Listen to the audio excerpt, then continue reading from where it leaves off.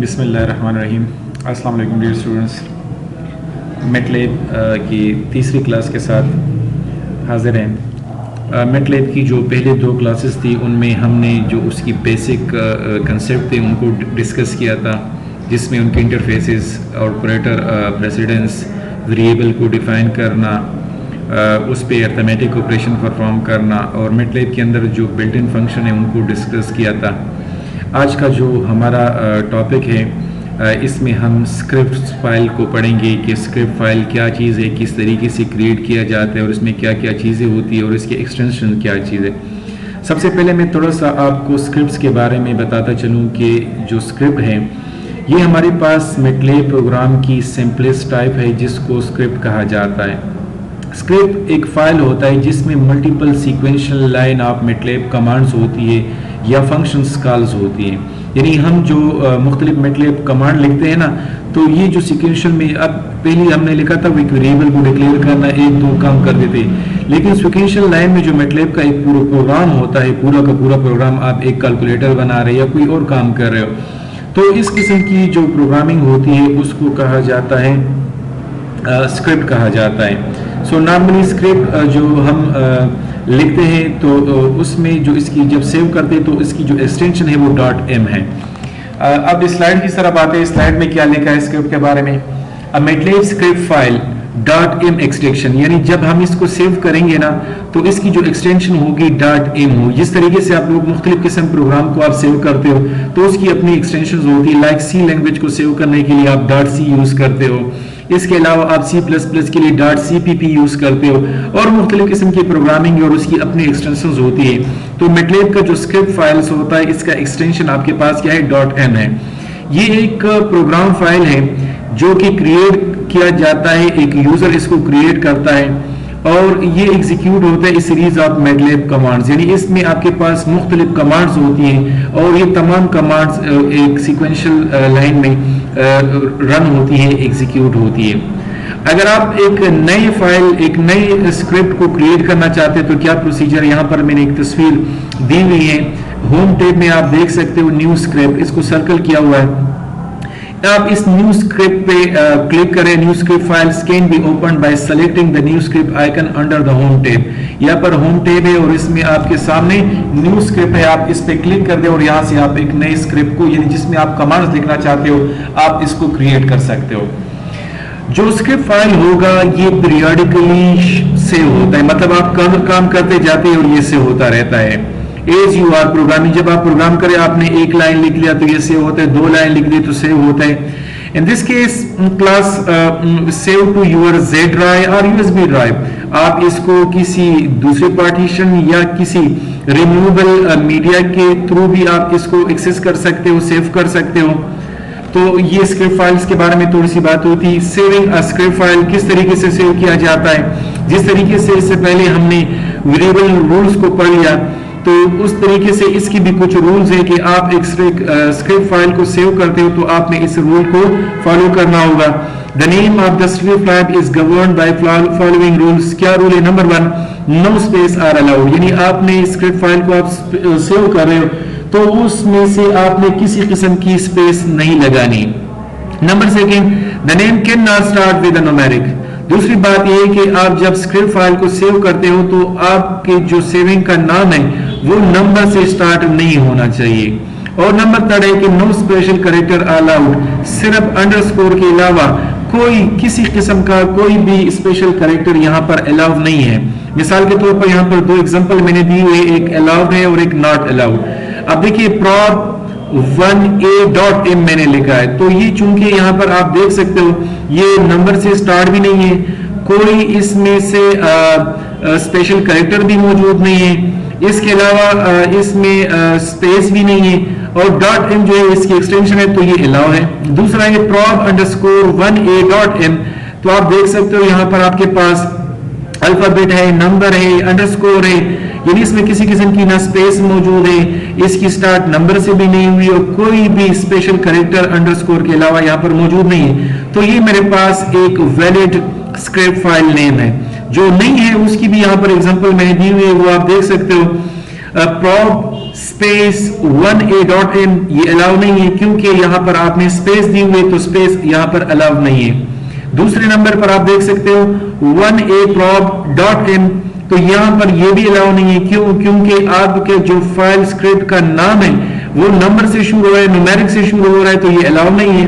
Number third prob-i1a.m ये भी नहीं, क्योंकि इसमें आपने एक स्पेशल कैरेक्टर को इंक्लूड किया हुआ है। तो आप अपने स्क्रिप्ट फाइल को अगर सेव करना चाहते हो तो उसका ये प्रोसीजर है कि आप उसको जो नाम दोगे, और आपने इन 3 रूल्स का ख्याल रखना होगा कि आपकी जो स्क्रिप्ट फाइल का नाम है जिस पे आप सेव कर रहे हो उसमें किसी किस्म की स्पेस नहीं होनी चाहिए, वो नंबर से स्टार्ट नहीं होना चाहिए, और कोई भी स्पेशल कैरेक्टर मां सिवाय अंडरस्कोर का नहीं होना चाहिए। अच्छा, कुछ यूजफुल कमांड्स है स्क्रिप्ट फाइल्स के, वो आपके साथ मैं डिस्कस करता जाऊं। To suppress command windows output use a semicolon after the statement. जिस तरीके से आप लोग प्रोग्रामिंग करते हो वहां पर हर स्टेटमेंट को खत्म करने के बाद आप सेमीकोलन लगाते हो। C++ के अंदर, SQL के अंदर आप किसी स्टेटमेंट को खत्म करते हो तो वहां पर आप लगाते हो, तो इसका मतलब है कि स्टेटमेंट खत्म हो गई। तो यहाँ पर स्क्रिप्ट फाइल के अंदर भी आप अगर किसी वेरिएबल को डिक्लेयर कर रहे हो, उसको वैल्यू दे रहे हो, आप प्रोग्रामिंग कर रहे हो, तो आपने सेमीकोलन से इसको खत्म करना होगा। उसके बाद है to send a text message to the command windows or display contents of a variable use DISP, और फिर पैरेंथेसिस के अंदर आपने लिखना होगा। अब एक बात याद रखिए, C++ के अंदर आप क्या लिखते हो? आप C आउट लिखते हो, C के अंदर आप printf लिखते हो, तो शो करने के लिए आप मुख्तलिफ कमांड यूज करते हो। मैटलैब के अंदर अगर आपने किसी स्ट्रिंग को डिस्प्ले करना है तो आपने DISP लगाना है, और उसके बाद पैरेंथेसिस के अंदर आपने कुछ लिखना है। अगर स्ट्रिंग है तो फिर आप सिंगल कोट में बंद करो। एग्जांपल है DISP, सिंगल कोट है हेलो वर्ल्ड, तो आपको स्क्रीन पर क्या हेलो वर्ल्ड नजर आएगा। अगर आप किसी वेरिएबल की वैल्यू को स्टोर करना चाहते हो, शो करना चाहते हो, जिस तरीके से आप सी आउट में वेरिएबल का नाम लिखते हो, लेकिन यहां पर आप लिखोगे तो क्या तरीका होगा? DSP आपने लिखना होगा, ब्रैकेट के अंदर x लिखना होगा। अब x क्या है? x की जो वैल्यू होगी वो आपको स्क्रीन पर शो होगी। तो ये कुछ कमांड्स हैं जो कि स्क्रिप्ट फाइल्स के अंदर हम इस्तेमाल कर दें कि स्टेटमेंट को किस तरीके से खत्म करना है, और इसके अलावा अपनी स्टेटमेंट जो स्ट्रिंग है उनको किस तरह शो करना है, अगर वेरिएबल की वैल्यू को शो करना है तो किस तरीके से आप शो कर सकते हो। अच्छा, उसके बाद ये स्क्रिप्ट फाइल हेडर है, जो मुख्तलिफ काम आप करते हो तो इसका इस किस्म का एक हेडर बन जाता है, जो यहाँ पर मैंने इसकी एक स्क्रीनशॉट ली हुई आपके सामने आपको नजर आ रही है। जब आप इंशाल्लाह इसको प्रैक्टिकली करोगे तो आपको नजर आएगी। नेक्स्ट इंशाल्लाह क्लास में मेरा इरादा है कि मैं आपको मैटलैब इंस्टॉलेशन सिखा दूं।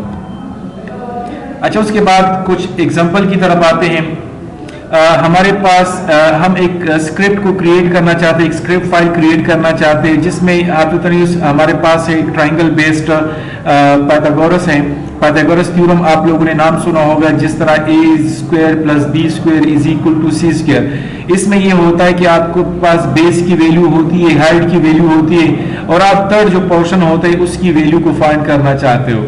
तो उसके लिए हमारे पास थ्योरम इस्तेमाल होता है ट्राइंगल के लिए a² + b² = c²।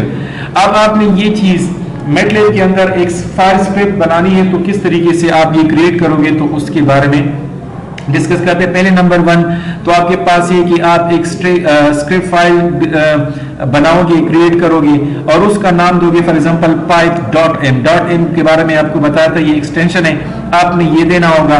फिर आपने स्क्रिप्ट फाइल हेडर बनानी होगी, प्रोग्राम इंफॉर्मेशन, कि इसमें ये चीजें जो मैं इस्तेमाल कर रहा हूँ इसका क्या मतलब है। तो आप जिस तरीके से आप प्रोग्राम में वो कमेंट्स लिखते हो, सेम यहाँ पर आप हेडर्स बनाओगे, प्रोग्राम इंफॉर्मेशन उसमें होगी। Number 3 create the body of the program.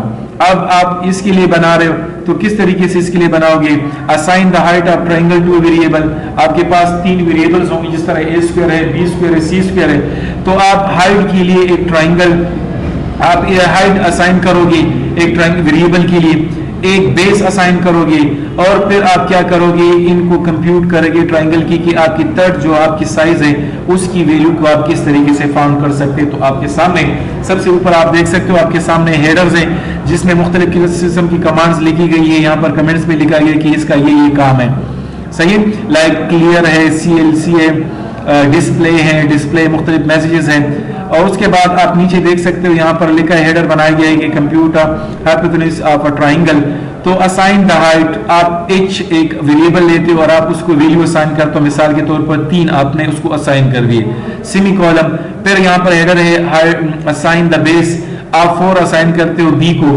अब आपने क्या मालूम करना है, आपने थर्ड पोर्शन आप हाइट भी एच वाई पी का नाम हमने यहाँ पर लिया है, कंप्यूट कर रहे हैं, तो उसका फार्मूला क्या है, ए स्क्वायर प्लस बी स्क्वायर। तो उसके लिए मैंने आपको बताया था कि बिल्ट इन फंक्शन यूज होता है स्क्वायर रूट के लिए, ए स्क्वायर आर टी, ये यूज करोगे ब्रैकेट के अंदर। आपके पास जो h है उसकी पावर 2 एक्सपोनेंशियल प्लस b की पावर 2 एक्सपोनेंशियल। अब h की वैल्यू क्या है, 3 है, और b की वैल्यू क्या है, 4 है। तो क्या हो गया, ये आपके पास 4 की जो स्क्वायर आपके पास है उसकी वैल्यू और इसकी वैल्यू ये कैलकुलेट कर देगा। और नीचे डिस एच वाई पी लिखा है, तो एच वाई पी आपके पास एक वेरिएबल है, तो ये क्या करेगा, ये आपको इस वेरिएबल के अंदर जो भी वैल्यू होगी वो आपको शो करके देगी, जो आपकी थर्ड साइड की वैल्यू है वो आपको शो कर देगी। अब आप लोगों ने तो ये स्क्रिप्ट बना लिया है, आपका आउटपुट आपको मिल गया है। आप चाहते हो कि यार मैं इसको पब्लिश कर दूं, मिसाल के तौर पर जो चीज मैंने लिखी है मैं इसका पीडीएफ फॉर्म निकालना चाहता हूं, पीडीएफ में अपने साथ एक नोट्स बनाना चाहता हूं, तो उसका क्या तरीकाकार होगा। तो उसका बड़ा आसान सा तरीका है, आपके सामने नजर आ रहा है पब्लिश का एक फोल्डर होगा जिस तरह होम का होता है, पब्लिश एक मेन्यू आपके पास है, सॉरी आप पब्लिश पे क्लिक कर दें। पब्लिश पे क्लिक करने के बाद ड्रॉप डाउन मेन्यू आ जाएगा, ड्रॉप डाउन मेन्यू में एडिट पब्लिशिंग ऑप्शन पे चले जाए और आप इस बटन को दबा दें। इसके दबाने के बाद क्या होगा, यहाँ पर होगा edit configuration Windows under output setting, ये आ जाएगी, जिसमें आपने क्या करना है, बॉक्स सेलेक्ट करना है, box to the right of output file format, और इसमें आपने पीडीएफ को सेलेक्ट करना है और उसके बाद आप इसको क्लोज कर दें। क्लोज करने के बाद ये होगा कि आपने जो स्क्रिप्ट बनाया था वो पीडीएफ के फॉर्म में आपके साथ आपके पास स्टोर हो जाएगा। आज जो हमारा टॉपिक था वो स्क्रिप्ट के ऊपर था, और स्क्रिप्ट के ऊपर हमने मुख्तलिफ चीज़ों को डिस्कस कर दिया। स्क्रिप्ट को सबसे पहले हमने डिस्कस कर दिया कि स्क्रिप्ट है क्या चीज़ हमारे पास। तो स्क्रिप्ट हमारे पास नॉर्मली मैटलैब का एक प्रोग्राम होता है जिसको स्क्रिप्ट कहा जाता है। फिर स्क्रिप्ट को आप किस तरीके से सेव करते हो, इसकी एक्सटेंशन क्या है, तो इसकी हमारे पास जो एक्सटेंशन है वो .m है। फिर हम उसके बाद हमने पढ़ लिया कि एक स्क्रिप्ट को आप सेव करते तो उसके नाम के लिए हमने रूल्स बता दिए कि इसमें किसी किस्म की कोई स्पेस नहीं होगी, कोई भी आपका जो स्क्रिप्ट नेम होगा वो नंबर से शुरू नहीं होगा, और इसके अलावा कोई special character massive y underscore के इसमें इन्वॉल्व नहीं होगा। और उसके कुछ एग्जांपल हमने पढ़ लिए, और फिर उसके बाद कुछ कमांड के वेरिएबल को या किसी स्टेटमेंट को खत्म करने के लिए हम सेमीकोलन लगाते हैं। अगर मैसेज को स्ट्रिंग को डिस्प्ले करना है तो DISP लिखना है, फिर पैरेंथेसिस के अंदर सिंगल कोट के अंदर आपने मैसेज लिखना है। अगर किसी वेरिएबल की वैल्यू को शो करना है तो आप उसको पैरेंथेसिस के अंदर वेरिएबल को लिख दें। हेडर बनाना, फिर उसके बाद हमने एक एग्जांपल पढ़ लिया जिसमें पाइथागोरस थ्योरम को हमने पढ़ लिया कि जिसमें आपके पास दो साइड की वैल्यू मालूम हो, थर्ड साइड की वैल्यू को आप मालूम करना चाहते हो, तो उसके लिए आप क्या करोगे, उसके लिए आप स्क्रिप्ट फाइल बनाओगे, तो उसको आप एक्सटेंशन .in से सेव करोगे, और उसके बाद आपकी जो हाइट है उसको असाइन करोगे, आप बेस को असाइन करोगे, और उसके बाद एक फार्मूला लिखोगे कि किस तरीके से आप इसको कंप्यूट कर रहे हो।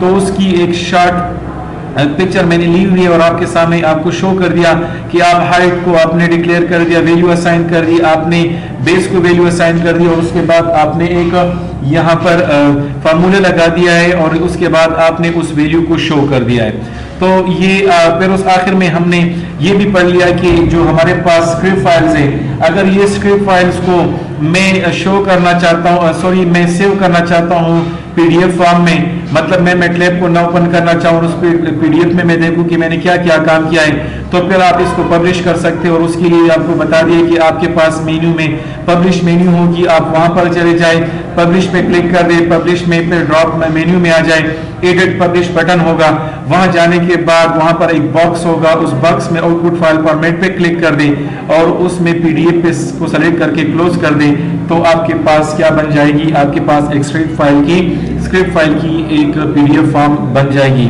उम्मीद है इंशाल्लाह आज की लेक्चर आपको समझ आई होगी।